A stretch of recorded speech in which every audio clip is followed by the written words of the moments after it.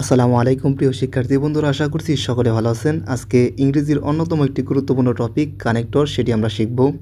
এই কানেক্টর নিয়ে অনেকের মধ্যে সমস্যা আছে। আমাদেরকে অনেকে বলেছে যে আমরা কানেক্টর বুঝি না, কিন্তু এই কানেক্টর থেকে কিন্তু প্রত্যেক বছরই আপনাদের এইচএসসিতে প্রশ্ন আসেই। শুধু এইচএসসি নয়, আপনারা যখন অ্যাডমিশন পরীক্ষা দেবেন তখনও দেখবেন এই কানেক্টরস থেকে আপনার কোয়েশ্চেন আসবেই। তবে ভিডিও শুরু করার আগে একটা অনুরোধ, আমাদের চ্যানেলে যারা নতুন তারা অবশ্যই আমাদের চ্যানেলটিকে সাবস্ক্রাইব করে পাশের বেল আইকনটি বাজিয়ে দেবেন আশা করছি। আমরা শুরুতে শিখব কানেক্টর কি। কানেক্টর কাকে বলে? যে ওয়ার্ড বা ফ্রেজ, দুটি ওয়ার্ড, ফ্রেজ, ক্লজ বা সেন্টেন্সকে যুক্ত করে তাকে কানেক্টর বলে। অর্থাৎ কি করবে? যে ওয়ার্ড, দুইটা ওয়ার্ড কিংবা ফ্রেজ কিংবা ক্লজ কিংবা সেন্টেন্স দুইটাকে যুক্ত করবে, তখন তাকে কি বলা হবে? তখন তাকে বলা হবে কানেক্টর। কানেক্টর মূলত কত প্রকার? কানেক্টর হচ্ছে 6 প্রকার। কত প্রকার? 6 প্রকার। 1, অ্যাডিশন কানেক্টর, এইটার বাংলা হচ্ছে অতিরিক্ত তথ্য যোগ করে। 2, কন্ট্রাস্ট কানেক্টর, কন্ট্রাস্ট মানে হচ্ছে বিপরীত ভাব বোঝায়। 3 হচ্ছে কজ কানেক্টর, মানে কারণ বোঝায়। 4 হচ্ছে রেজাল্ট কানেক্টর, ফলাফল বোঝায়। 5 হচ্ছে কন্ডিশন কানেক্টর, শর্ত বোঝাবে।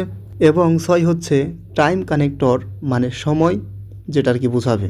এখন আমরা শিখব কানেক্টর আসলে যেগুলো যে আমরা বললাম কতগুলো প্রকারভেদ, এগুলো আসলে কীভাবে ব্যবহৃত হয়।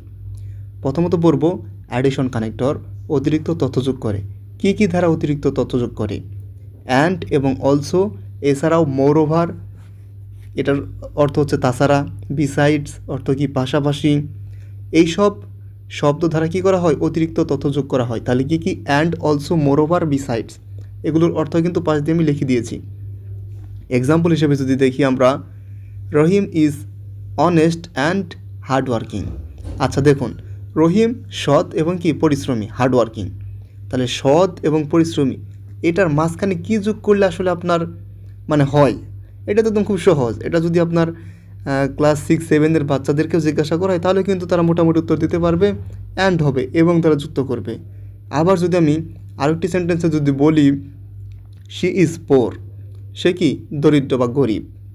তারপরে আমি একটা সেন্টেন্সে বললাম, she is sick, she is sick মানে যেই গরিব সেই কি? আবার অসুস্থ।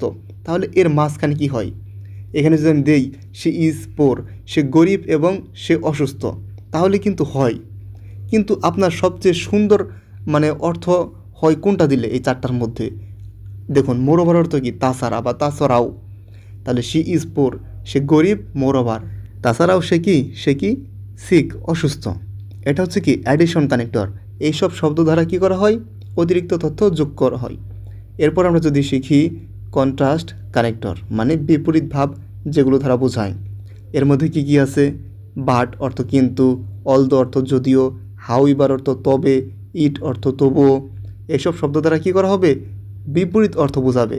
যেমন একটা অর্থ যদি আমরা দেখি, he is poor but honest. দেখুন, আমরা এর আগে কিন্তু দেখেছিলাম রহিম ইজ অনেস্ট অ্যান্ড হার্ডওয়ার্কিং, মানে রহিমেরই দুইটা গুণ বুঝেছিলাম, একটা অনেস্ট আর একটা কি? হার্ডওয়ার্কিং, তাই না? তো ওইটা কিন্তু অ্যান্ড দ্বারা যুক্ত করেছিলাম। কিন্তু এইখানে যদি আমরা বিপরীত বোঝাই, ওইটা তো আমরা অতিরিক্ত তথ্য যোগ করেছিলাম। সে অনেস্টও আবার হার্ডওয়ার্কিংও, দুইটাই তার গুণ। কিন্তু অনেস্ট মানে সৎ, তার মানে কিন্তু বিপরীত বোঝাচ্ছে, তাই না? আবার যদি দেখি আমরা আরেকটা, অলদো হি ইজ রিচ, যদিও সে কি? ধনী। তাহলে কি এর বিপরীত কি হয়? ধনী থাকলে সে যদি দান করে তাহলে তো সে ভালো, বা সে যদি সুখী থাকে তাহলে তো সেটা ভালো, সেটা তো আর বিপরীত হলো না। তাহলে এর বিপরীত কী দেওয়া যায়? হি ইজ আনহ্যাপি, সে কি? অসুখী, মানে সে ধনী হলেও সে কি? আনহ্যাপি, অসুখী। এটা হচ্ছে কি? বিপরীত, বিপরীত বোঝাবে। এটা হচ্ছে মেন কথা। এরপর কি? 3 নম্বর কি বোঝাবে? Cause connector. কজ কানেক্টর প্রকারভেদের মধ্যে রয়েছে, মানে কারণ বোঝাবে। কারণ কি কি দ্বারা বোঝায়? বিকজ অর্থ কারণ, সিন্স অর্থ যেহেতু, অ্যাজ অর্থ কারণ, বিকজ অফ অর্থ কারণ। এই কয়েকটা শব্দ দ্বারা আপনার কি? কারণ বোঝাবে। আমরা যদি এক্সাম্পল দেখি তাহলে আমরা বুঝতে পারবো। হি ফেইল্ড, সে কী করেছিল? ব্যর্থ হয়েছিল। বিকজ, যেহেতু হি ওয়াজ কেয়ারলেস, সে কি? সে কি? কেয়ারলেস, অমনোযোগী। যেহেতু সে মানে অসতর্ক বা অমনোযোগী, সেই জন্য কী হয়েছে? সে ফেল করেছে। তার মানে কি? একটা কারণেই তো, কারণ বুঝিয়েছে না? সে একটা কারণে কিন্তু ব্যর্থ হয়েছে, এমনি এমনি কিন্তু ব্যর্থ হয়নি। এরপরে যদি আমরা আরও একটা উদাহরণ দেখি, শি স্টেইড, সে থেকেছিল বা সে অবস্থান করেছিল, হোম বাড়িতে, বিকজ অফ ইলনেস, কী কারণে? অসুস্থতার কারণে। মানে একটা কিন্তু কারণ আছে। মেন কথা হচ্ছে এই শব্দগুলো দ্বারা আপনার কি করা হবে? একটা কারণ বোঝানো হবে।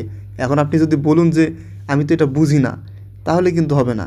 মানে যে আপনার শব্দার্থ যদি না পারেন ইংরেজি, তাহলে এগুলো কিন্তু পারবেন না। শব্দার্থ কিন্তু পারতেই হবে। শব্দার্থ পারা ব্যতীত আপনি এগুলো কখনোই পারবেন না। ইংরেজি শেখার জন্য অবশ্যই ভোকাবুলারিটা মাস্ট, মানে জরুরি, খুবই জরুরি। আপনি মডিফায়ার বলুন কিংবা কানেক্টর বলুন কিংবা আপনি যাই বলুন না কেন, আপনাকে ভোকাবুলারি শিখতে হবে। ভোকাবুলারি না পারলে আপনি অর্থ বুঝবেন না, এর মাঝখানে কী হবে সেটাও আপনি বুঝবেন না। তো এরপর আসি আমরা 4 নম্বরে, রেজাল্ট কানেক্টর, মানে কি ফলাফল কানেক্টর। কোনো কিছু আমি পেয়ে গেছি একটা, তাহলে এটা ফলাফলের ক্ষেত্রে আপনার কী কানেক্টর হতে পারে? সো, দেয়ারফোর, থাস, এইগুলো সাধারণত আপনি বসাতে পারেন। সো অর্থ তাই, দেয়ারফোর অর্থ অতএব, থাস অর্থ সুতরাং। আমরা এক্সাম্পল দেখব। এক্সাম্পল দেখলে আমরা বুঝতে পারবো, এক্সাম্পল ছাড়া কিন্তু আমরা বুঝতে পারবো না। দেখুন, হি ওয়ার্কড হার্ড, সে কী করে? কঠোর পরিশ্রম করে বা কঠোর কাজ করে। সো তাই হি পাস্ট, সে কী হয়? উত্তীর্ণ হয়। অবশ্যই কি পাস করলেই তো, আপনি যদি একটা কাজ করেন তাহলে না একটা ফলাফল পাবেন। আর এই ফলাফলের মধ্যে আমরা কি যুক্ত করতে পারি দুইটা সেন্টেন্সের মধ্যে? অবশ্যই সো, মানে সে কঠোর পরিশ্রম করে বা কঠোর কাজ করে, তাই সে কি উত্তীর্ণ হয়। ইট ওয়াজ রেইনিং, কী হচ্ছিল? বৃষ্টি হচ্ছিল। দেয়ারফোর উই স্টেইড হোম, আমরা বাড়িতে ছিলাম। কেন ছিলাম? একটা কিন্তু মানে ফলাফল, এটার কি বাড়িতে থাকার ফলাফল, কী কারণ? এটা হচ্ছে রেইনিং। দেয়ারফোর অর্থ কি? অতএব। এই দেয়ারফোরটাকে কিন্তু আপনার কজ হিসেবে অনেক সময় ব্যবহৃত হয়ে থাকে, তবে এখানে ফলাফল হিসেবে ব্যবহৃত হচ্ছে। মানে বৃষ্টি হচ্ছে ফলেই তো আমি বাড়িতে অবস্থান করছি, তাই না? তো এটা আর কি বোঝানো হয়েছে। তারপরে যদি দেখি আমরা 5 নম্বরে, কন্ডিশন কানেক্টর। কন্ডিশন কানেক্টর এটা দ্বারা আপনার শর্ত বোঝাবে। কি বোঝাবে? শর্ত বোঝাবে। কী দ্বারা? আমরা সাধারণত জানি ইফ দ্বারা শর্ত বোঝায়, কারণ কন্ডিশনাল নামে একটা কিন্তু আলাদা পার্টি আছে, তাই না? আমি এটা নিয়ে কিন্তু ক্লাস দিয়েছি। তো এই ব্যতীত কিন্তু আনলেস, যদি না, প্রোভাইডেড দ্যাট, মানে শর্তে, এগুলো ধারাও কিন্তু আপনার কি করা হয়? শর্ত বোঝায় আর কি।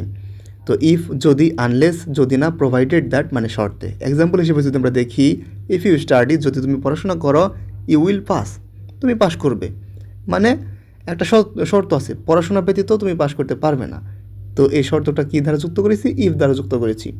এরপর কি? You can not success unless you work hard, তুমি সফল হতে পারবে না আনলেস, যদি না, ইউ ওয়ার্ক হার্ড, তুমি যদি কঠোর পরিশ্রম না করো। এই যে যদি না, এখানে কিন্তু কি একটা শর্ত দিয়েছি, কঠোর পরিশ্রম করলে তবে কি সাকসেস হবে। এইটা হচ্ছে মেন কথা। এই তো আজকে কিন্তু আমাদের কানেক্টরের প্রথম পর্ব ছিল। তো এরপর কিন্তু কানেক্টরের আরও একটি পর্ব আছে, সেই পর্বটি দেখলে আশা করছি কানেক্টর নিয়ে কোনো ঝামেলা থাকবে না। তো আপনাদের তো বাক্যগুলো দেওয়াই থাকে, মাঝখানে শুধু আপনাদের বসাতে হবে। এই therefore, thus, so, if, unless, এগুলো তো আপনাদের শূন্যস্থানে শুধু বসাতে হবে, তাই তো? তো এগুলো কিন্তু বেশি বেশি প্র্যাকটিস করলেই আপনারা পারবেন আশা করছি। এই ছিল কানেক্টর নিয়ে আমাদের প্রথম ক্লাস। দ্বিতীয় ক্লাস দেখার জন্য আপনাদের সবাইকে অনুরোধ জানাচ্ছি। সকলে ভালো থাকবেন, সুস্থ থাকবেন, আর আমাদের চ্যানেলটি সাবস্ক্রাইব করবেন। আসসালামু আলাইকুম।